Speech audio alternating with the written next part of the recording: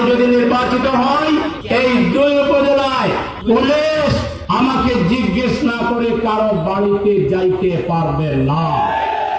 নির্বাচিত হলে আমাকে জিজ্ঞাসা না করে পুলিশ কারো বাড়িতে যেতে পারবে না, এমনটাই জানিয়েছেন সিলেট 6 আসনের জামাতের প্রার্থী মোহাম্মদ সেলিম উদ্দিন। তিনি বলেন, যাকে ধরতে হবে তার অপরাধের প্রমাণপত্র ছাড়া গ্রেপ্তারের অনুমতি পাবে না। জামাতের প্রার্থীর এমন বক্তব্য সামাজিক যোগাযোগ মাধ্যমে ছড়িয়ে পড়লে মিশ্র প্রতিক্রিয়া জানায় নেটিজেনরা।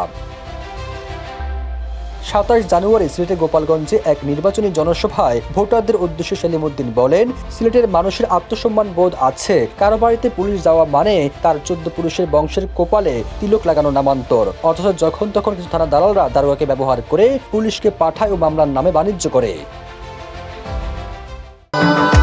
ভবিষ্যৎ হোক নিরাপদ, বিনিয়োগ হোক বিশ্বস্ত, আর আমার পছন্দ salt pay. Welcome to salt pay.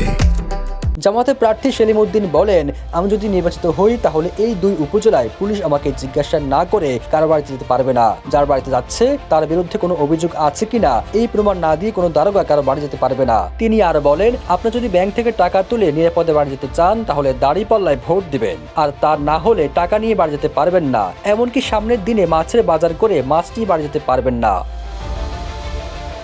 Selim Uddin বলেন, এমন কোনো অন্যায় কেউ যদি কোনো নিরাপদ কারো উপর হাত তোলে সেটা হবে আমার গায়ে হাত তোলা। এমন অপরাধ দেখলে আমরা জনগণকে সঙ্গে নিয়ে তাদের বিরুদ্ধে প্রতিরোধ গড়ে তুলব। সবুজ আলম, নিউজ ডেস্ক, ইত্তেফাক।